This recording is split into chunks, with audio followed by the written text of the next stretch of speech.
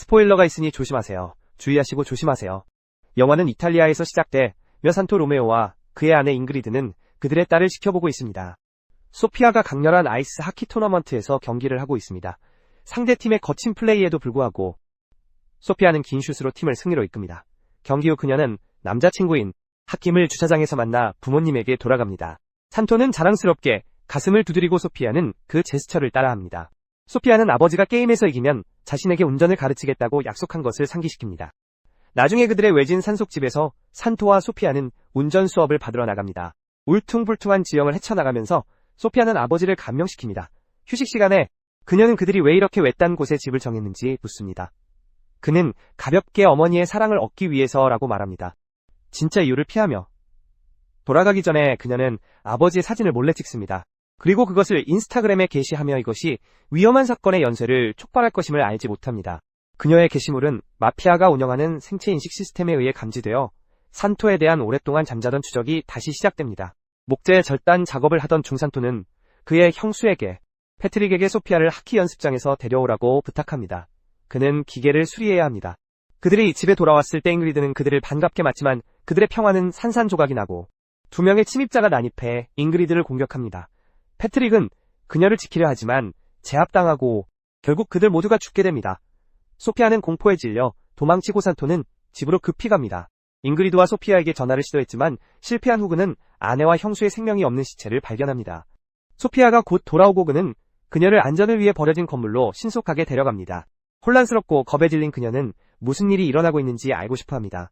진실을 밝힐 준비가 되지 않은 그는 그들에게 심각한 위험이 닥쳐 있다고 경고하며 아무에게도 연락하지 말라고 합니다. 밀라노에서 침입자 중 한 명인 루디 체사라가 공격 영상을 그의 상사에게 보여준다. 마피아 리더인 돈 안젤로 로비안코는 자신의 부하들이 잘못된 사람을 죽였음을 깨닫는다. 돈 안젤로는 루디에게 산토와 그의 딸을 찾아 일을 마무리하라고 명령한다.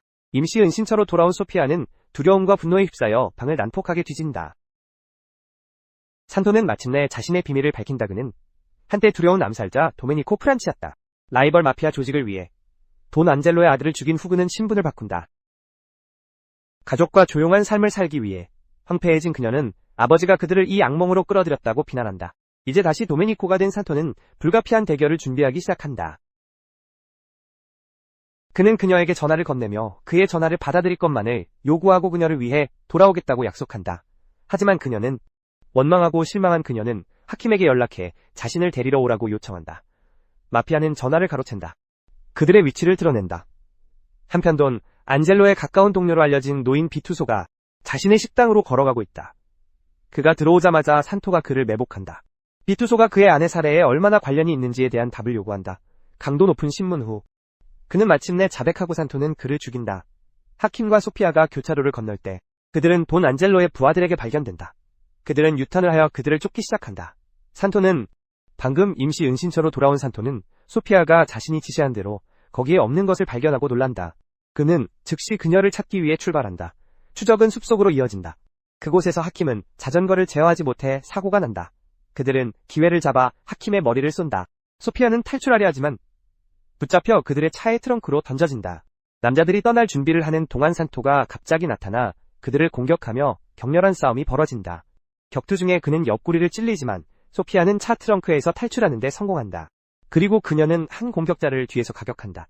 이로 인해 산토는 필요한 이점을 얻는다. 공격자의 팔을 부러뜨리고 그를 죽인다. 상처를 입고 피를 흘리며 그는 상처를 붕대 감기 위해 주유소에 멈춘다. 그리고 소피아에게 후드티를 벗지 말고 숨으라고 말한다. 그녀가 붕대를 가져오는 동안 그녀는 TV에서 어머니의 살해에 대한 뉴스 보도를 본다. 그 보도는 잘못된 정보로 산토를 범죄로 비난한다. 이는 그들을 더욱 큰 위험에 빠뜨린다. 상처를 치료한 후 그들은 여정을 계속한다. 그러나 이번에는 소피아가 운전하고 산토는 쉴 수 있는 기회를 가진다. 한편 돈 안젤로의 집에서 돈과 그의 아들 미셸 로비안코는 긴장된 대화를 나누고 있다. 미셸은 아버지에게 복수를 포기하라고 재촉하며 그것이 그가 운영하는 은행에 부정적인 영향을 미칠까 두려워한다. 분노한 돈 안젤로는 일어나 아들을 슬랩한다. 화가 난 그는 미셸의 형을 20년 전 프란츠가 어떻게 했는지 상기시킨다. 돈 안젤로는 과거를 처벌받지 않도록 하지 않겠다고 결심한다. 밤이 되자 산토는 갑자기 소피아에게 차를 세우라고 지시한다. 도로에 주차된 차를 발견했을 때 그는 그 차를 납치하여 그들의 흔적을 지우길 희망한다. 그리고 추적당하지 않기를 원한다. 한편 돈 안젤로는 광범위한 인맥을 가진 전문가인 페라리오와 만난다. 돈은 CCTV 영상을 이용해 프란츠의 행방을 추적해줄 것을 요청한다.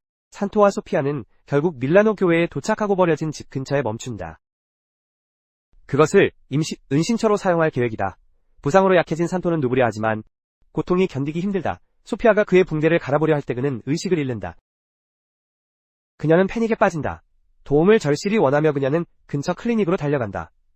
직원들은 처음에 도움을 거부하지만 그녀가 많은 돈을 제안하자 그들은 산토에게 의료 처치를 제공하기로 동의한다. 단의식 상태에서 그는 잉그리드가 소피아를 출산한 날을 기억한다. 기쁨과 사랑으로 가득한 기억. 병원에 있을 때 그녀는 우연히 아버지의 지갑에서 편지를 발견한다. 그 편지는 잉그리드에 대한 깊은 감사와 소피아의 출생을 표현하고 있다. 그녀는 그가 항상 꿈꾸던 작은 천국을 완성해준다. 그가 의식을 되찾았을 때 그는 자신의 과거의 결과에 그녀를 끌어들인 것에 대해 사과한다. 그들이 여전히 위험에 처해 있음을 깨닫고 그는 즉시 병원을 떠나야 한다고 주장한다. 그들 몰래 페라리오는 어젯밤 CCTV를 통해 그들의 위치를 성공적으로 추적했다. 그리고 돈 안젤로의 부하들이 이미 그곳으로 가고 있다. 작전을 이끄는 루디 체사라가 병원에 도착한다. 그는 병실을 수색하며 산토의 흔적을 찾지만 그들에 대한 흔적은 찾지 못한다. 산토는 갑자기 움직이는 그림자를 보고 즉시 도망치며 루디가 그의 뒤를 쫓는다. 한편 탈출할 수단을 찾은 소피아는 예기치 않게 마피아를 만난다. 여전히 치료 중인 상처에도 불구하고 산토는 루디를 계단 아래로 밀어낸다. 그의 무장을 해제하고 총을 빼앗는다. 그는 밖에서 총성이 들리자 위층으로 급히 올라간다. 소피아는 총에 포위당해 스스로 방어할 수 없다. 다행히도 산토가 적시에 도착한다. 그는 공격자를 쏘아 그녀를 구하고 그들이 새로운 은신처를 찾아야 한다는 것을 깨닫는다.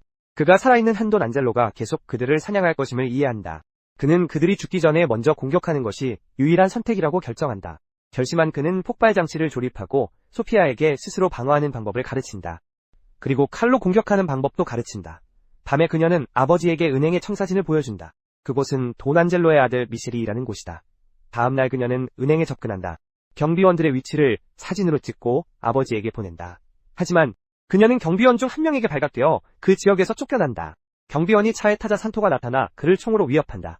그는 경비원에게 지하 주차장으로 가라고 강요한다. 산토는 그를 잠재우고 그의 총을 빼앗은 뒤 경비원 엘리베이터로 들어간다. 밖에서 소피아는 폭탄을 설치하고 쓰레기통에 던진다. 폭발이 모든 사람의 주목을 끌어 산토는 미셸의 사무실에 쉽게 도착한다. 그는 미셸을 인질로 잡는다. 그리고 소피아가 기다리고 있는 차로 그를 데려간다. 하지만 그들이 탈출을 시도할 때 그들은 경비원들에게 포위당한다. 소피아는 신속하게 가속 페달을 밟아 산토가 총격전에서 경비원들을 상대하게 한다. 상황이 급박할 때 소피아는 아버지를 구하러 돌아와 그들은 함께 탈출에 성공한다. 그들의 은신처로 돌아온 산토는 소피아에게 다가가 이 일을 끝낼 것이라고 말한다. 무거운 마음으로 그는 자신의 자리를 떠나 최후의 대결을 준비하며 걸어간다. 한편 루디는 돈 안젤로에게 산토에게 인질로 잡힌 미셸의 사진을 보여준다. 산토는 돈에게 지난 30년간의 모든 범죄를 대중과 언론의 자정전에 자백하라고 명령한다. 만약 거부하면 돈의 마지막 남은 아들을 죽이겠다고 위협한다. 이에 대해 돈은 페라리오에게 산토의 위치를 추적하라고 지시하고 있는 그들을 오래된 기차 사고 현장의 신호로 이끈다. 돈의 부하들이 그 장소로 달려가 산토의 차가 잠겨있고 버려진 듯 보이는 것을 발견한다. 갑자기 총성이 울려 한 명의 남자가 쓰러진다. 그림자에 숨은 산토가 그들을 하나씩 처치하며 남자들 사이에 패닉을 일으키고 그들은 차 뒤로 후퇴한다. 산토는 그 후 자신의 전화를 꺼내 차 안에 설치된 폭탄을 폭파시킨다. 대부분을 죽인다. 마지막으로 남은 루디는 산토를 찾으며 침착함을 유지하려고 한다. 하지만 매복당한다. 산토는 그의 팔과 다리를 찔러 넣는다. 죽기 전에 그는 돈에게 권력이 자신의 아들보다 더 중요하다는 것을 드러냅니다. 이를 듣고 산토는 미셸을 인질로 잡는 것이 돈을 막지 못할 것이라는 것을 깨닫습니다. 암담한 현실을 받아들이며 그는 소피아에게 전화를 걸어 마지막 작별 인사를 합니다. 소피아는 이를 받아들이지 못하고 울지만 그는 단호합니다. 그리고 혼자서 돈의 맨션으로 운전해 갑니다. 전직 암살자로서 그는 경비원들을 쉽게 제압합니다. 그리고 마침내 돈의 방에 도착하여 로프로 돈을 질식시켜 죽입니다. 잠시 후 경찰이 도착합니다. 산토는 스나이퍼의 빨간 레이저 점에 덮인 채로 정문으로 나옵니다. 그는 갑자기 움직여 경찰들이 발포하게 만들고 총에 맞아 죽습니다. 그의 생명이 끝납니다. 한편 경찰도 은신처에 도착합니다. 소피아와 미셸을 체포하기 위해. 며칠 후 미셸은 소피아를 방문합니다. 그녀는 수도원으로 데려가졌습니다. 그는 그녀에게 평화의 제스처로 초콜릿 상자를 제공합니다. 그녀에게 부모의 어두운 과거를 잊으라고 촉구합니다. 그는 그녀가 필요한 어떤 것이라도 도와주겠다고 약속하지만 속으로는 원한을 품고 있습니다. 그의 차에서 그는 페라리오에게 소피아를 암살하라고 명령합니다. 그녀가 수도원을 떠나는 즉시 산토가 그의 아버지에게 했던 것처럼 로프로 그녀를 질식시키라고 지시합니다. 소피아는 뭔가 잘못되었다는 것을 감지하고 아버지의 말을 기억합니다.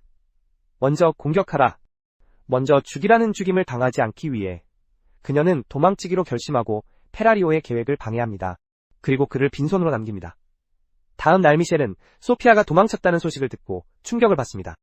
그의 충격은 두려움으로 바뀝니다. 그는 자신의 방에서 그녀가 자신을 기다리고 있다는 것을 발견합니다. 그는 그녀에게 부드럽게 말하려고 합니다. 그러나 이제 더 이상 두려운 소녀가 아닌 그녀는 그의 입에 칼을 찔러 응답합니다. 소피아는 미셸의 생명 없는 몸 위에 서 있으며 아버지의 마지막 교훈을 마음에 새깁니다. 시청해주셔서 감사합니다. 이런 영상이 더 보고 싶으시면 구독해주세요. 알림을 켜고 채널을 도와주기 위해 좋아요를 눌러주세요.